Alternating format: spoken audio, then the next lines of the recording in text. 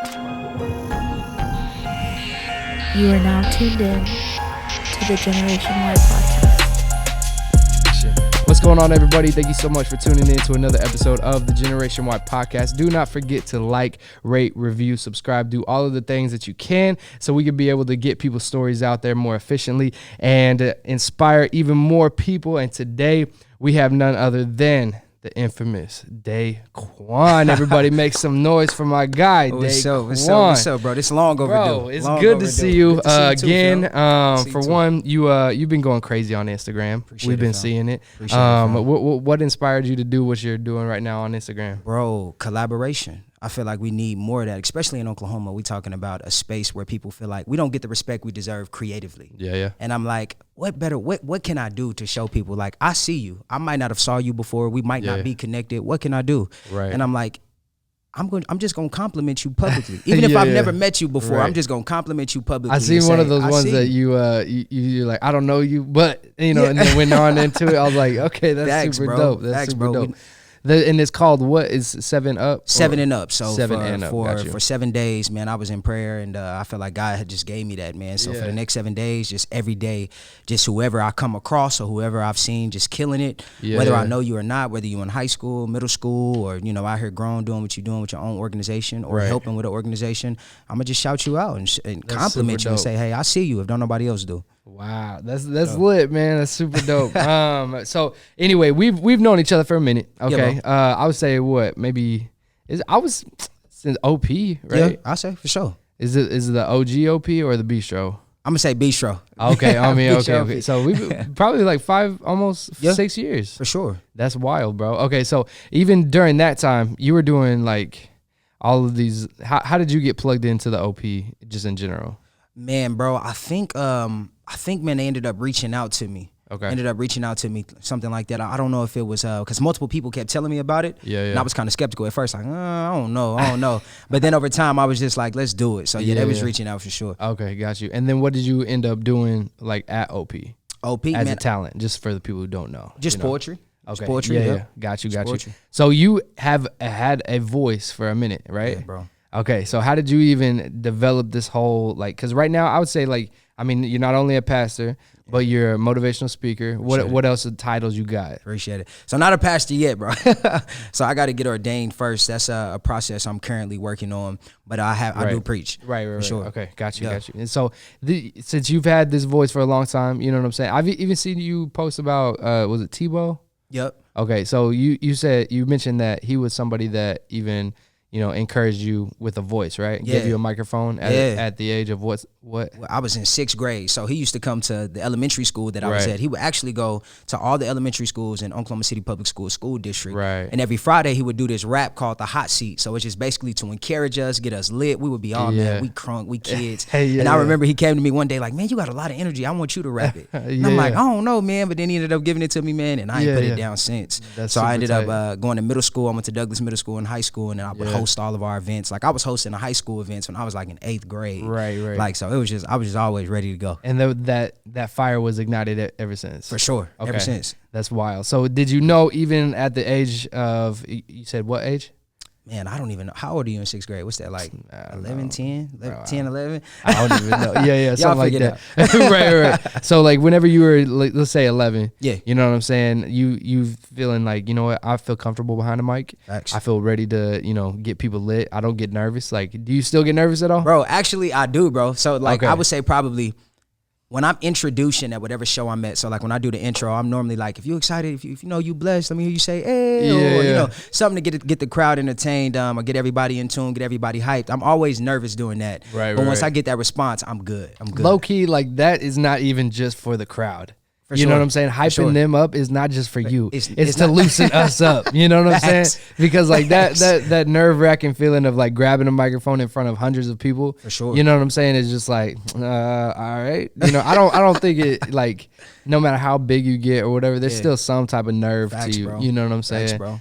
Because I don't think we're naturally meant to be, in front of that many people. I agree. You know what I'm saying? I We're agree. supposed to be like in community and Exactly. like, tribes and stuff like that. I So agree. like being in front of this many people and controlling them, it's like, nah, I don't know about that. No, I agree.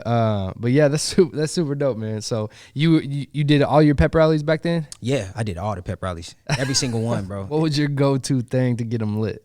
Man, I would say always crowd interaction. If I could say something and make you say it, I'm in there. So if it's like, hey, if you're excited and you know you blessed, let me hear you say, ayo, then everybody say, ayo. Or just a chant or something. So I feel like, and because, you know, a lot of times in Oklahoma, we have tough crowds. And I feel like it's tough crowds wherever you go.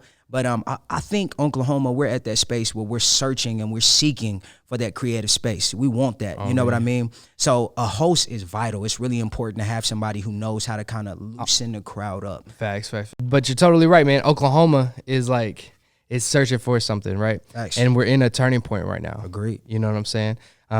Especially what is crazy, I had somebody else on the podcast the other day, and we were talking about how Oklahoma is kind of going through a shift. Facts. You know? And with that shift, there's like a certain anticipation, I feel like, with it. With like, you know, we're getting our film studio, you know, out of the Cox Convention Center. That's gonna be right. And so like now people are showing interest in investing into Oklahoma. You know what I'm saying? And so even with that, man, it's like really what is next for Oklahoma. You feel me? And I feel like we're on that cusp of like, you know, I feel like people aren't ready for what's probably going to happen. Bro, agreed. You know what I'm saying? Agreed. And so even like somebody who's, you know, always in front of people, what do you see is like the biggest need in just people in general?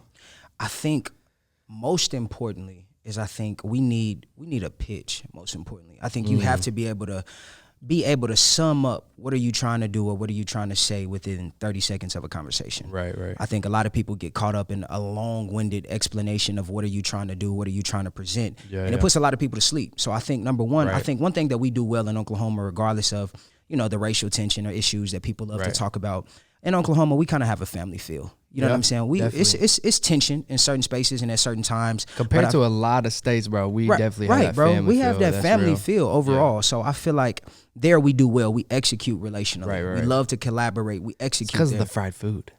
You know what I'm saying? I would agree, it bro. brings the people together. I would agree. We got that small town type feel. So I feel like now the only thing we have to start doing a better job with, that's just executing your what are you trying to propose? Learning how to execute your proposal within 30 seconds. And then after that, I think another thing that we have to do a better job of, and the people love to call it networking, but just build relationships. I think we're at that space where we're getting ready to grow to the point where it's like, you don't have to use me, I don't have to use you. You a talented brother, I'm a talented brother. Let's just actually build a true friendship, a true relationship, and over time, the business will take care of itself. But I think when you build the foundation on networking and business, it can kind of make things chaotic. Which don't get me wrong, there's a time and a space for that. But I think starting off and allowing the foundation to be built on a genuine relationship, the shows, the filming, the music, everything will take care of itself. And we see that with Atlanta. And it'll be like completely different. For sure. You know what I'm saying? Because like you see a lot of people, even outside of Oklahoma, whenever you're going to shows or like big conferences or conventions, that's all they're doing. Is that they're making a point to, I'm going to connect with you just so for business. You know what I'm saying? They're not even people no more. You know what I'm saying? You're just a thing that I'm going to use for my business. Exactly. And I don't need you for nothing else. You know what I'm saying? Like that doesn't make sense to me. I agree. And I feel like you're right. Oklahoma has that good vibe of like, you know, like I want to know you, but I also want to know what you do, and I respect what you do, and I want to see you grow through that. Grow through that. Okay. Okay. So yeah, I really respect it, and that all stems from OP. I feel like, you know what I'm saying? There's something about our age group. I feel like, you know, because like there's a lot of people that are our age that are legit. Like everybody is doing something that is gonna impact the community, like. And even more so, like the state, the nation, all that kind of stuff. And so it's like all of that stemmed from us being that example back then. No, and I think he about to get mad at me right here, y'all. I was gonna say, bro, OP, what is OP? Because I'm thinking you saying PC, which is poetry and chill. Because that's how. No, you good. That's how that was. So when I started performing. Before Bistro 46. it was OP, Ordinary People Lounge. Oh yeah. No, I wasn't there yet, bro. Okay, you got I wasn't. Yeah. No, that's my fault. bad. We done went through the whole podcast talking about. I'm sorry, OP. No disrespect to y'all's class. That was I got Tory, a lot bro. of respect for everybody that came out of OP, but no, I didn't get that privilege. Yeah. No, you're a part of it though, because like I mean, that whole group still moved from OP to Bistro, so it's like we all family. So for sure. But yeah, man. So that it all started from, I feel like there, and now everybody that is like prime of that group is like now doing their own thing and like killing it, you know, and you're one of them. So appreciate it, bro. You just mentioned that you're possibly going to Texas. Yeah, man. Okay, what's the vibe, or what's the? Yeah, man. So I got offered an opportunity with a church out there to do like, you know, some youth ministry work. You know, big budget out there. You know, they just need some creative ideas and different things like that to kind of get the youth involved. And they trying to gauge trying to merge some diversity out there. And I'm like, shoot, I'm your guy. Let's do it. You know what I mean? Like, I'm your guy. You know, I don't mind being uncomfortable, being in a space full of, you know, people of other ethnicities, just to kind of, you know, bridge that gap, man. Because at the end of the day, man, we have to get over this. This is bare minimum, bro. You know what I mean? That's surface level. You know what I'm saying? Surface level. You know, I care about the hearts of people. And so does God. So that's dope. Once we can get over this, man. Man.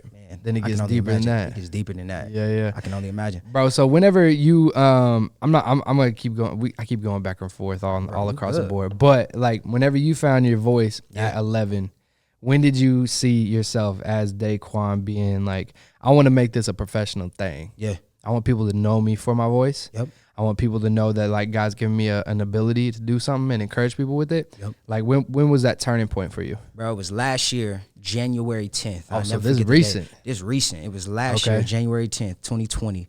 Right before COVID-19 and all that sparked off. Yep. I was 20 years old. We had this big event called the Oratory, the Martin Luther King Oratory at the University of Central Oklahoma at UCO.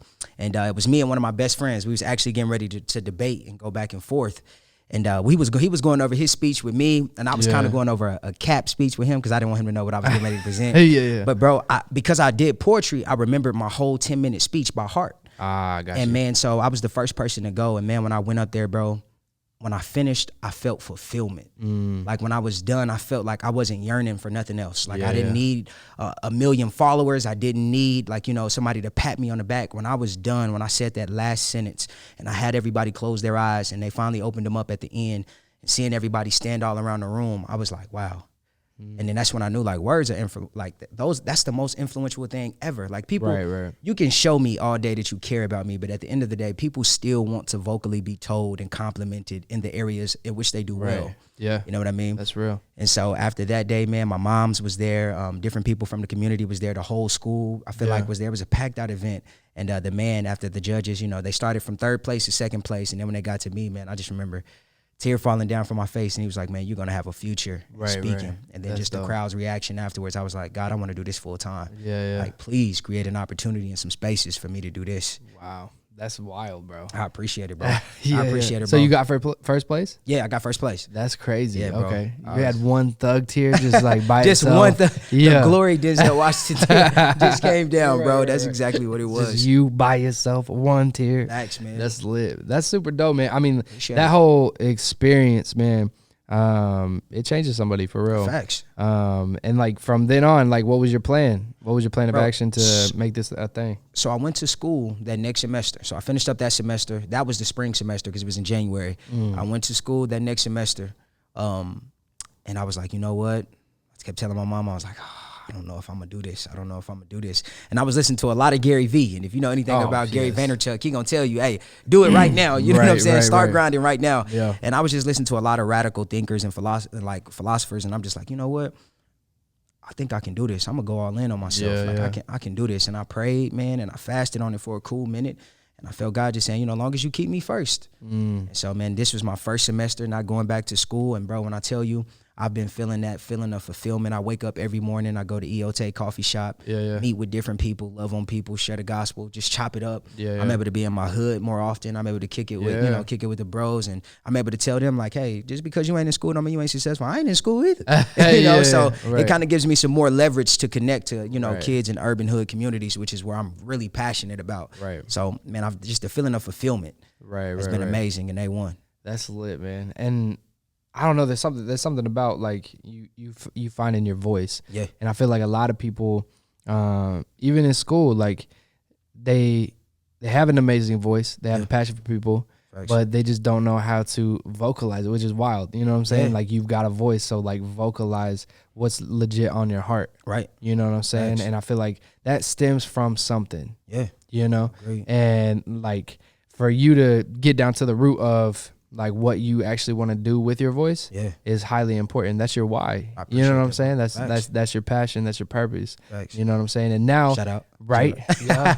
Okay. What's up? GNWY? No, but like I feel like even the turning point of seeing like how you post things. Yeah. You know what I'm saying? There's a difference. And so like whenever you start to see people go into their lane. Yeah. You know what I'm saying? It gets me excited because I'm like, thanks. I mean, that's just what we do. We want to find that purpose. We want to find that that thing that somebody can get life through. Facts. You know what I'm saying? There's too many people that are like ending their life right now because they feel like they don't have a purpose. That's real. You know what I'm saying? And so like for somebody, especially like you, bro, that came out of like, I mean, you got to tell me even the backstory of like where Quann came from. You know what I'm saying? For sure. Even to where you're at now. I'm sure that's night and day. Yeah, right? Facts. Yeah. So like, I mean, that whole story, bro, and transition has been lit, I think. Appreciate it, bro. You know what I'm saying? From bistro days to now. Yep. You know, I've been following you ever since. And then like you can hear the difference and even how you present yourself. Yeah. You know what I'm saying? But now how you present the message is a whole lot different too. For sure. You know what I'm saying? It's more clear, straight to the point, and now you're impacting the masses. Yeah. Okay. Yeah. So where did Quann come from? You said you went to Douglas? Yeah, man. So I'm from the east side of Oklahoma City. I went to Douglas High School. You know what I'm saying? Shout out. I went to Douglas High School, and man, I come from a gang environment. You know, family members. Mom's was gang affiliated. Pops was gang affiliated. Mom was too? Yeah, bro. Mom's was too. Mom was fine. She's about it. Yeah. But when she had us, man, she turned her life to Christ, and man, Mom's was on me. I had the blessing and the privilege to have both my grandmothers in my life. And when I did kind of have that period when I was like, you know what, I'm gonna do this because my big cousin, I'm gonna do this. You know, they didn't mind pulling up to a spot. They didn't mind pulling up to where everybody was, you know, pulling up to a block or whatever and saying like, boy, get in here right now, and praying for everybody. Like my grandma on a block full of thugs, just right now in the name of Jesus, like right now. So man, they were so intentional about like, man, when I tell you, I don't know if you kind of you were in that vibe where like when you went outside, you had to check in every like 30 minutes, every hour. Oh, with your mom? Yeah, bro, they were always on me. I mean, calling me at noon. Where you at? I'm like, my mom at lunch. It's still school day. All right. 2 o'clock kid. Where you at? My mom in my last class. I'm getting ready to go to practice. After practice, where you at? My mom was finna go to the Y so I could play back. All right, I'm coming to get you at this time. They were intentional. They worked as a team, man. And if it wasn't for my community, both my grandmothers and my moms, I don't know where I would be. Wow. I don't know where I would be. And I mean that with all honesty. That's wild, bro. There's some powerful men out there that came from powerful women. Facts. You know? Big facts. Women, you matter. I don't care what they say. You do matter.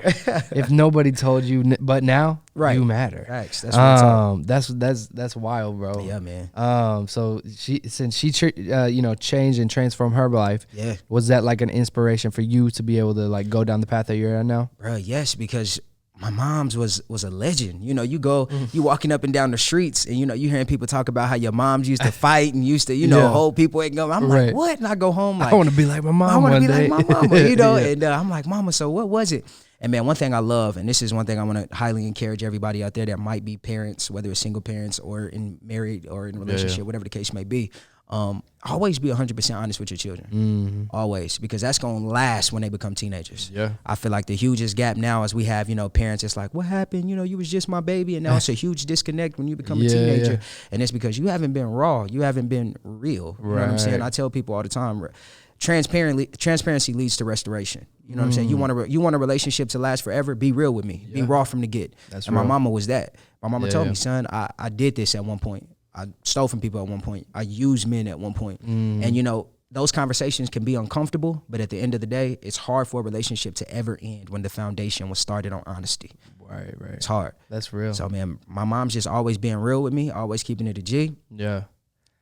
It helped me. That's wild. It helped me. That's real, man. I mean, like, I feel like a lot of people think about parenting as, like, it's got to be so guarded. Yeah. You know, and, like, I don't have to, like, now, right now, as an adult, I'm finding out more things about my parents, like, that they used to do back in the day. Yeah. And I'm like, why did you say this when I was a kid? Right. You got on to me for all this stuff. And you did it and too. you did it even worse. Like, what? That doesn't even make sense. Facts, man. And so, like, but now it's like, you know, you start to realize that your parents are just real people. Yeah, they are. And like they're just doing the best that they can. They are. You know what I'm saying? They and are. so with the little knowledge that they probably have of being a parent, you That's know, facts. there's so many people that got kids or babies having babies. That's you real. know what I'm That's saying? real. And so like it's a legit thing.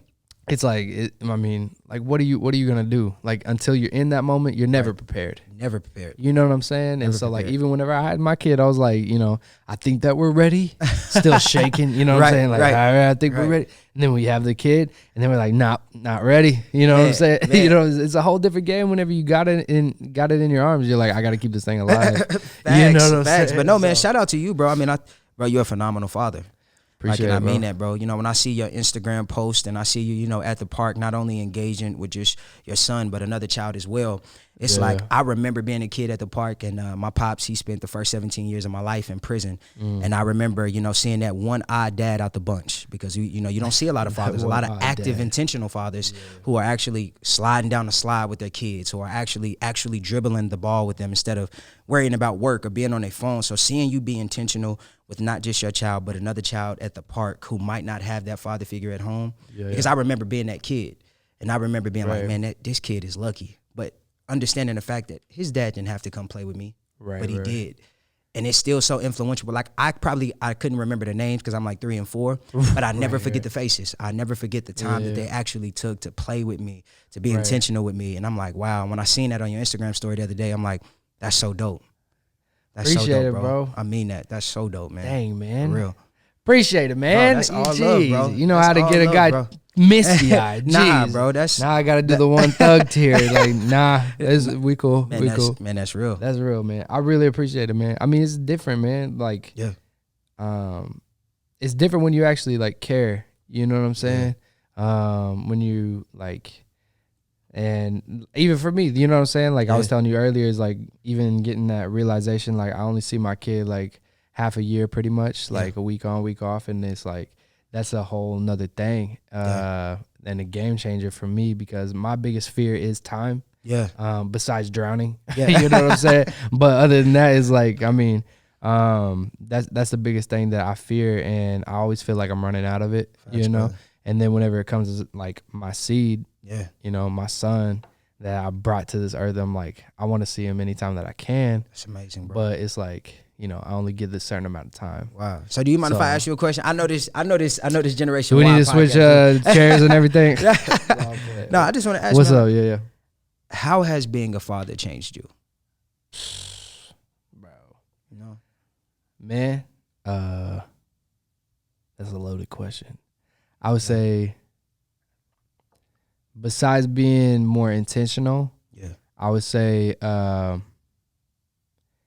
it even puts more in perspective of like, I want to do the things that I'm doing, not only for the people that we impact, but for my son to see the example of this life is not just meant for you. For sure. You know what I'm saying? Because I think that was a good example that I got whenever I was a kid too. Even though like I saw my dad quite a bit, but like not as much, because like he was always working and stuff like that. And that perception back then, it was kind of more negative. You know what I'm saying? I'm like, I don't see him that much. Like, you know what I'm saying? But like growing up, I realized like, you know what I'm saying? I was happy as a kid with my mom and like doing all the things that I could do because of him. Right. He was out there working, doing like full-time job and grinding as much as he could. Yeah. And so like we could be comfortable. You know what I'm saying? And so like, even though we didn't have a lot, we had each other. You feel me? And so like, my biggest thing was that, you know, grind. I feel like that's what I'm doing currently right now. Yeah. And so like, but that perception, even now as an adult, I look at that like I have mad respect for my dad, because like he's doing exactly what I'm doing right now. You know what I'm saying? And so like, and I'm hoping that that's the same perception that my son would feel you know what I'm saying, later on, and be like, man, he built this nonprofit and everything like that, and like he's able to impact all of these people, all that kind of stuff. And it's like, I want to see. I hope one day, you know what I'm saying? I'm legit speaking this into existence. For sure, like, right now. right. I'm hoping one day that, you know what I'm saying, he can look back and be like, man, like my dad did this to impact other people. Like he didn't use just his gifting and opportunity for himself. Right. You know what I'm saying? He used it to bless and save people's lives pretty much. You know what I'm saying? Yeah. And hopefully like he'd probably do the same thing in whatever type of field. It's like, it don't have to be the same thing I'm doing. Like, I don't care what you do. Like, you better impact somebody. Right. Except maybe selling drugs or something. Like, besides that, anyway. Unless unless you make that money, then do what you got to do. Pay your tithe. And then we're fine. No, but you know what I'm saying? I feel like that's really what has changed my viewpoint of life is being a dad. And honestly, bro, last year, worst year of my life. You know what I'm saying? I was telling you about it all a minute ago, but he's probably the thing that has definitely kept me around. Yeah. Besides God, you know what I'm saying? But like seeing his face, you know what I'm saying? Like that's what kept me around for real. So awesome, bro. Because a lot of times what I've realized about a lot of people is it's not a problem for a lot of people to start. Like starting is an issue for some people. Right, you know what I'm saying? Where some of y'all do just need to start, just jump, stop waiting for everything to make sense. But for some people, the issue isn't starting. Yeah. But it's when the situation changes. You know, it's easy, and this is why I feel like a lot of people, especially when you talk about, you know, corporate America, a lot of men being like they drive and they thrive off, you know, their ambition. And a lot of times they don't take relationships serious or family serious because it's hard when you started off single and you trying to get it all by yourself. But it's like, how do I transition when the situation changes? Right. How do I go from being, okay, I'm a single entrepreneur, I got Generation Y, I'm working here, we're doing these things. Right. And now I'm in a relationship. Right. Now I have to get a little bit more organized. Now I have to still take care of business, but now still be able to kind of put some time in with my relationship. Now things are getting serious in this relationship. Now you're talking about marriage. Right. Okay, I'm committed. Now what does this look like? You know what I'm saying? Then you get married, then the situation changes again. Now I have a child. Right. How do things change? And I think people, they really battle with the fear of like, man, how am I going to go from being single doing this to being in a relationship doing this to being married doing this to having a child doing this? Right. Especially when you talk about being talented in multiple different areas like you are.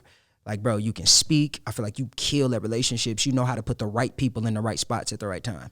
And that's why I tell like people all the time, like, when I talk about Jordan Miller, I call him the coach of the year. Because, when you think about your best coaches, your Coach Calipari's of Duke and all of that, well, that's Kentucky's coach, Coach K at Duke.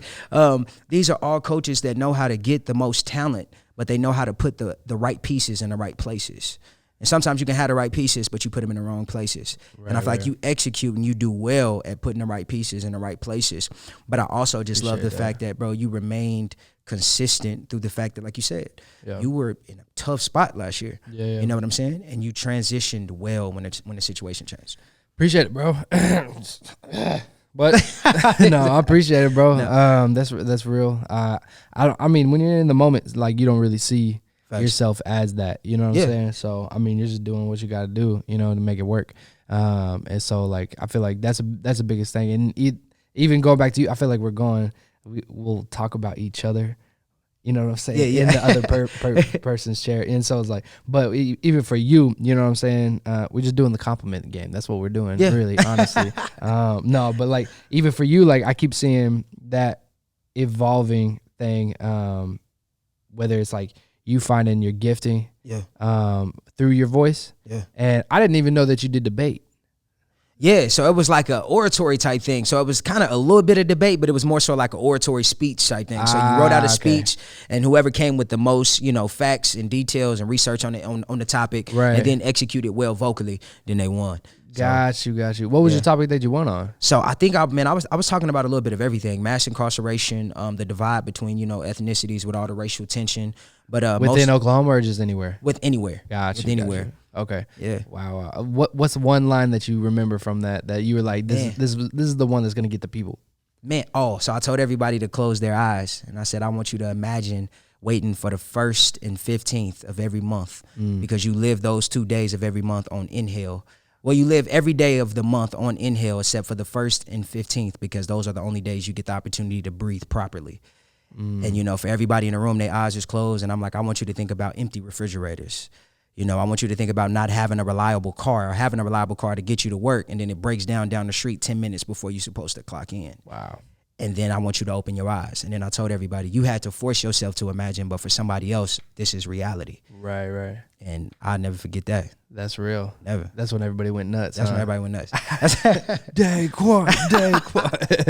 That's hilarious. That's dope, man. That's dope. But see, that's what I'm saying, bro. You seeing you from being a student, growing into your gifting. Yeah, man. And then now you are just like in the lane. Like I feel like now it's like people know Daquan for, you know, your voice. Yeah. You know what I'm saying? Bro. For the things and energy that you bring. Yes, sir. And I feel like that's a whole turning point for people, especially like, you know, I mean, drama and debate type of thing is like really what helped. I went through drama too. Right? Okay. Yes, I was a drama kid, bro. Okay. So I loved it, man. Like it was either that or wrestling. And then I was like, dang, I got to do one or the other. Which one's going to make me look more like a man? So I went to the wrestling. But like drama, I went through that for like the first like 3 years of high school and stuff. And but that type of thing really develops you as a person. You know what I'm saying? It does. And even for people out there that are like, because like even during the whole COVID time, bro, what do you even see the whole COVID situation with the whole mental health? Like this is things that we're doing research on too. And I feel like I was talking to some educator 2 weeks ago, and they said that legit they're going to be doing studies on these kids that went through this whole season for the next like 10 years. Wow. You know what I'm saying? Because like mentally, what is that going to do to you for cooping you up for like what, four months? It's going to rob you. You can't do anything. You can't go out. And even if you do go out, you got to be fearful and wear a mask. You got to be able to, you know what I'm saying, stay 6 feet away from people. Can't touch them, can't do anything. Like that whole thing is really going to be mentally tormenting to some people later down the road. Right. And so like for you, like what do you see is the biggest thing that we can, even as us that are kind of outside looking in and already know ourselves, our, you know, firm in our belief and everything like that, what's the need that we can be able to implement for the people that are younger than us? I'm going to say, learn how to use your memory healthy. And I think this is why the whole pandemic was tough for a lot of people. Because it forced you to be in one spot, your house, you couldn't leave. You could watch TV, you could do all of these things. But one thing that we all did in that moment was we remembered. You remember what going outside felt like. You remember what hanging with friends felt like. I remember calling friends and we reflected on a basketball game from like middle school. And for a lot of people, that memory robbed them. And I feel like the other half of people, that memory motivated them. And I think one thing us as a people, what we all have to do, regardless of your color, regardless of ethnicity, upbringing, background, you have to learn how to get your mental health in a good space to where you can use your memory as a way to motivate you and to help you keep going. Because that's one thing that we all remember. We all can remember as a kid our favorite teachers. We all can remember the teachers we hated, we didn't like. We all remember growing up, whether we grew up in a bad situation or a good situation. And I think one thing that we don't talk about enough is the importance of using your memory to push you and drive you down the direction that you want to go. Because memory is so vital and important to your destiny, because you're going to reach a point in life where people are going to get used to you just executing and being a dope person, where the compliments going to stop. People like, you know, it's easy to compliment you right now, you know, Generation Y is popping, but when it's been around 10, 15 years, it's like, oh, okay, they've been around. Like, even though with the expansion and growth, compliments start to go down. And you even see this in relationships. You know, it's early on, it's you so beautiful, it's flowers. But when you reach that 10-year mark, it's kind of, you know, comfortability. I'm used to it now. Done with the honeymoon stage. I'm used to it. And the thing that helps you and the thing that's going to help you remain committed, the thing that's going to help you remain dedicated is your memory. You're going to have to remember, why did I start this? Why did I fall in love with this person? Why did I choose this to be my destiny? Why? And that memory is going to help you. And it's going to help you refrain from getting comfortable too, because a lot of times we love to talk about other people getting comfortable. We don't like to talk about us getting comfortable. So to me, I think that's one of the biggest things that can help us is learning how to use our memory to help us thrive in the area we were called. That's real. That's real. Getting in a comfortable position is what gets you in trouble. Facts. You know what I'm saying? What does it say? Idle hands and idle minds is like leads for destruction. Yep. Yeah. Facts. That's facts. And like even the whole last year, like too many people got comfortable. Even like statistics were saying that even for men over the age of like 30 or like mid 20s to early 30s, they gained the COVID-15. Yeah. Oh yeah. I know I did. Bro, but you were going in. I saw you in the gym. Yeah, bro. When I came out, I was on fire. I hurt my back in December, so I haven't been in since December. For real. Yeah, bro. What were you doing? Like, was it a certain plan or was it just you? Man, bro, I was just going in there wrecking. There was somebody named Courtney McLean. I don't know if you know Courtney McLean. He does poetry and stuff around Oklahoma. But he had me on his like workout routine, and we was doing a little bit of everything. And I was just like doing stuff I always wanted to do. Like I had learned how to do muscle ups, and I worked out with Ray. Yeah, and he was like, "Bro, you doing too much." You know, shout out Ray June. But I'm like, man, stop hating. Yeah. But yeah, man. So I was just wild and doing anything. That's super dope. I mean, I saw you in there, bro. Yeah, bro. I was grinding. in there, bro, a lot. Yeah. A lot. You were challenging people too, like calling people out. Yeah. I saw you like a little bit of everything, man. That was hilarious, bro. I missed outside, man. Bro. Yeah, everybody did, bro. Yeah, bro. I think like it was just, I don't know, man. I think just like I was saying, like this whole thing is gonna be studied for the next 10 years. So it's like, I mean, even for us, people like us, is like where we are, like solidified pretty much. Like Facts. We are trying to figure out, you know, like, okay, how are we gonna come out of this in an even more healthy way? What's the transition gonna look like? People are still gonna be like fearful. People are still gonna be like walking on eggshells. Facts. You know what I'm saying? Wearing masks, even if the mandate's up, all that kind of stuff. That's like real. all of this, like fear. That's what we're living under. That's facts. We're coming out of a season of fear. So how do we make that transition to make it fear to like fruitful? You know, so yeah, I think, man, the way you make that transition is first and foremost, you got to get over embarrassment. You have to. And that was my thing for the longest time. I'm like, man, people gonna look at me like I'm clowning, like I'm weird. I'm trying to be a motivational speaker. I'm only 21. People gonna be like, bro, you tripping. Right. But I think what people don't understand is, and I heard Will Smith say this before, that what you're searching for and what you're looking for is on the other side of fear. Yep. But we live in a generation now where everybody is so concerned about the perception of other people, where it's robbing them from where they're really gifted. Some people out there are gifted to do art. Some people are amazing at knitting. They can make blankets. They can do all of these things. But they're like, oh, that's just a little thing. And I just want to challenge everybody that's watching right now, stop underestimating the gift that you have. Stop underestimating your talent. If you dance.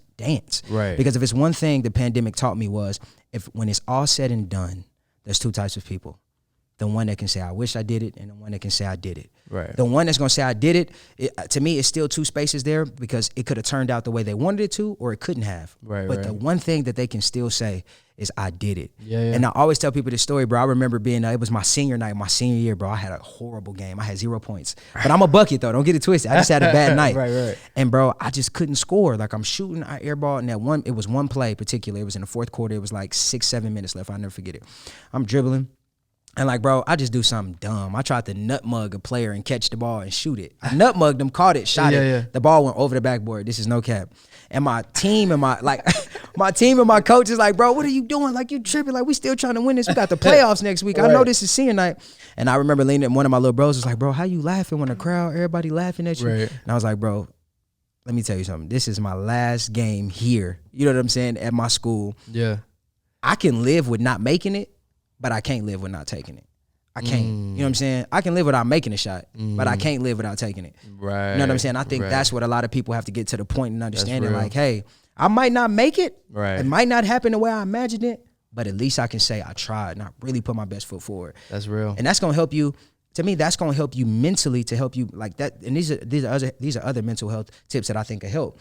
Once you do take it, even if you don't make it, the fact that you still tried is going to help you mentally get through the tough time of not making it. Because you ended up proving it to yourself. Exactly. You know what I'm saying? I tried. Whether you could or whether you didn't succeed. Exactly. You know? And that's it. Like, even whenever I was in school, one of my friends, he like just got super nervous whenever he got in front of a big crowd of people. Yeah. You know what I'm saying? And I was like, I don't know. Maybe that's what the difference is between like, you know, us and like some other people that deal with like that insecurity feel whenever they're around new people. Yeah. Like now it's a little different. Like I'm completely like, I'd rather be introverted. Like I'm naturally just like, I'm chilling. You know what I'm saying? Like, hey, we're in a big crowd of people. Like I've been in a big crowd of people for like the past Facts. You be getting tired of 8 years. I'm like, yo, like, There's too many people talking. Too like many. You know what I'm saying? It smells weird in here. You know, but like whenever I was talking to my friend in high school, like he was he would just get super nervous, and then there's something that like I told him that I low key try to like implement in my own life, but you know, even like talking to other kids and stuff like that. And I was like, why are you getting nervous? Like your biggest thing is like a lot of people you're not gonna see again. No, you know what I'm saying? So it doesn't matter how you're gonna act right now, because for one, they're never gonna remember your name. Yes, sir. Like back then, it's like, I mean, we didn't really have, I say back then, like we were still on spin telephones and stuff like that. But like 8-10 years ago, whenever I was in high school, like legit, we didn't have social media that much. Like it was just Facebook was popping a little bit, but it's like even back then, like nobody was gonna take pictures of you and then post it on. Facts. So it's like legit, nobody is gonna remember you. Facts. You know, so you make an impression, wild out, be fun, and then people are gonna remember for your energy that you brought, instead of like you being like hiding in the corner and like just being super weird. You know what I'm saying? And I tell people all the time, Jordan, bro, I tell people all the time, I say, preparation helps with fear. It does. Like a lot of people, they wait until the day before the big deal. And they wait before an hour before the show, or an hour before the talent show, or an hour before the game to start trying to get your mind together. I'm scheduled out. When you told me we was gonna have this meeting, I'm already like, I'm mentally preparing myself. You know what I'm saying? Like I'm not, of course I'm genuine. I'm authentic. You know, you can't cap this. You know what I'm saying? But it's just still the importance of like, you gotta have the same respect for your gift and talent as if you're already where you want to be when you just starting. And so I respect myself like I'm already getting paid $50,000 to go do this right now. You know what I'm saying? And it's not about the money, but I'm just saying the same way a Steve Harvey respects his craft is the same way I'm gonna respect my craft. And when Generation Y, you know, invited me, I'm I gotta come execute. Because it's bigger than me. You know what I mean? And I think a lot of people, they don't prepare, they don't take preparation serious. And you know, that's one thing poetry and the oratories taught me. You know, you write it down, and I was always big on, I know a lot of people are gonna try to read off their phone because it's easy. But you gotta put in some time. You gotta really prepare. You can't answer your phone. You can't get on Instagram and scroll and Twitter and scroll when you're trying to really execute at something. Preparation comes with sacrifice. And it's like you're talking about the fear, and when you get in that moment, that fear is never going to go anywhere. But when you get in that space knowing that you're prepared, and then another thing you got to understand is the person that's across from you, they scared too. Oh, for sure. They scared too. But the difference between me and anybody else is I'm prepared. Are you? You know? That's real. And even if people put on the front that they are prepared and like confident as hell, you know what I'm saying? They are just like exactly. And so it's like who could put on the better face of being confident? That's the whole thing. Is you know what I'm saying? So that's real, man. You dropping nuggets for these people, man. I appreciate you, Quann. Appreciate you. And so is there, for anybody that's out there, you know what I'm saying, that wants to be a motivational speaker, that wants to be a pastor or anything like that, what's something that you can leave with the people, whether it's like you know, an entrepreneurial thing that you live by, a motivational quote that you live by, or anything like that you tell yourself when you wake up in the morning, Quann, I'm gonna do this today, you know what I'm saying? Like whatever it is, hit them with this nugget of wisdom before we bounce out of here. Man, for sure. Well, I want to first and foremost start with this. I don't know where you stand spiritually, but I know for me, prayer is everything. That's the foundation of everything that I do. That's the secret sauce for me. You posted that on the story. Yeah, getting into the presence of God, that's everything for me. Like you said something about relationships. If we're in a relationship type thing, it's all about prayer, something like that. Yeah. I was like, if you want to learn how to do relationship effortlessly and flawlessly, you have to learn how to pray first. I think prayer is something that helps me do relationships well. That's real. It's hard to have a healthy relationship without prayer. But I just want to tell you this. I just want to take a couple seconds and tell you this. Understand that fear and that embarrassment is normal. But understand a couple of years from now, there's going to be two people. It's going to be the ones who actually, there are people in college who choose to get degrees, who choose to get PhDs in stuff that they really don't want to do. But because it's going to be pleasing to other people, they do it and they succeed in it. But 5 years into them actually being a doctor, they're unhappy. Then you have those who take a bigger jump where they might say, you know what, I want to go to school, but I want to do something like broadcasting journalism. Or you have those who say, you know what, I want to do music full time. I don't want to go to school. And they might not be as successful as the doctor with the PhD, but sometimes they're way more happy. Their mental health is so much more secure, just for the simple fact they chose to take a risk on themselves, understanding the importance of their own perceptions rather than others. Yeah. So what I want you to do right now is I just want you to literally think about what it is that you really want to do. Not your mama, not your daddy, not what's going to make your friends proud, but what is it that you want to do? It might be awkward. It might be weird. And I want you to take that and I want you to accept it. And I want you to pray about it. And I want you to make a decision for you, not for nobody else. Yeah. Because people are succeeding in things that they never wanted to do. And it's causing the suicide rates to go up. Yep. It's causing the divorce rates to go up. Yep. But those who choose to do what it is that they really want to do, holistically, they live fruitful and happy lives. Yep. Like, I'm not making a lot of money right now. I'm not even making 6 figures or nothing like that. I'm not Yeah. on sold out shows or anything right now, but I'm happy. Yeah. I'm feeling fulfilled. Yeah. And sometimes that's all the success you really need. Yeah. Because what's the point in having 7 figures in the account, but I'm so stressed out, I don't even know what to do. Right. You know what I mean? I don't know where to put it. I don't know where to apply it. I don't have any relationships. So I just want you to literally stop underestimating your gift and your talent and what it is that you want to do. And I want you to own it and be you fully. That's real. That's it, bro. That's real, bro. I appreciate that. That was Appreciate real. I appreciate you, fam. Yes. Appreciate you, fam. Where can the people follow you at, real quick? Man, for sure. Instagram right now, that's where I'm really doing everything. Literally everything. Everything, Yeah, literally. everything. So get on Instagram. It's day.quann. That's DAY dot QUANN, and get ready for the book. And I'm finna release the title of the book. I ain't told nobody, but I'm gonna do it right now on Generation Y. What? You know what I'm saying? I waited till I got on Generation Y, but the name of the book is dropping October 2021. Yeah. It's called Real Raw Restored. Whoa. Real Raw Restored, dropping October 2021. Okay. Get ready. That's Get lit. ready. That's lit. Get ready. Bro, people are about the image, bro, not the impact. That's facts, bro. That's like facts. what you were just saying, bro. My bad. I was trying to exit this whole thing, but like It's just good. It's It's real, good bro. right here. Like a whole lot of people are going in for the impact That's or facts. the image, It's real, and not the impact, bro. Like what's gonna impact? It's not only like impacting others. Like what's gonna impact you in the Facts. long run? Because that's gonna keep you running. Exactly. Because we started with a lot of people. Me and Jordan were the only ones doing this. We had a lot of people that started with us, but a lot of people they stopped. They started drifting off because their foundation was built on image rather than impact. Okay. My bad. We're gonna exit this thing. Okay, maybe you could come on for a round 2. Oh yeah, bro. Episode I'm 2. down. Not episode 2, but whatever. A sequel with Let's do Daquan. But anyway, thank you so much for tuning in to another episode of the Generation Y podcast. Do not forget to like, rate, review, subscribe, share, do all of the things that we can to be able to help Daquan get his story out, but then also motivate everybody that's doing everything that he's trying to do. So thank you so much for tuning in, and we'll see you next time. Peace. Bro.